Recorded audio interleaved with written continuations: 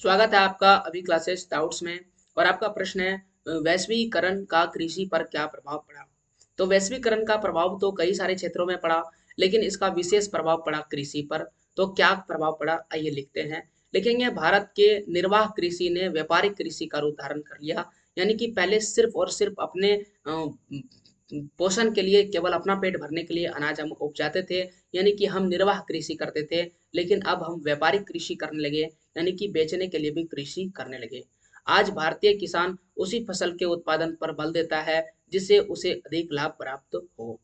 दूसरा कौन सा कार्य किया, कृषि उत्पादन बढ़ाने के लिए नई नई तकनीक का प्रयोग होने लगा है, नए नए मशीनों का प्रयोग किया जाने लगा है। और साथ ही साथ जो सुधारी बीजों के प्रयोग से कृषि उत्पादन में भी गुणवत्ता में बढ़ोतरी हुआ है।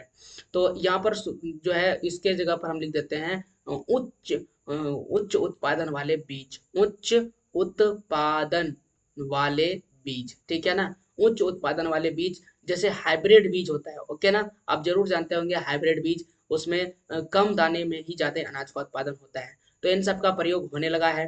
अगला, वैश्वीकरण के परिणाम स्वरूप हमारे कृषि उत्पादों के विदेशी व्यापार में वृद्धि हुई है। यानी कि विदेशी जो कृषि का उत्पाद है अब दूसरे देशों में भी ज्यादा से ज्यादा बेचा जाने लगा है।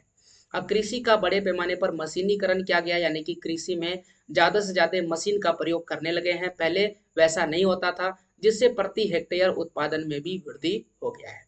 तो ये प्रभाव पड़ा है वैश्वीकरण का, किस पर, कृषि पर। कुछ सकारात्मक, कुछ नकारात्मक। ये था आपके प्रश्न का जवाब। ऐसे और प्रश्नों के जवाब के लिए चैनल को सब्सक्राइब करें, वीडियो को लाइक करें। पूरा वीडियो देखने के लिए आपका बहुत बहुत धन्यवाद।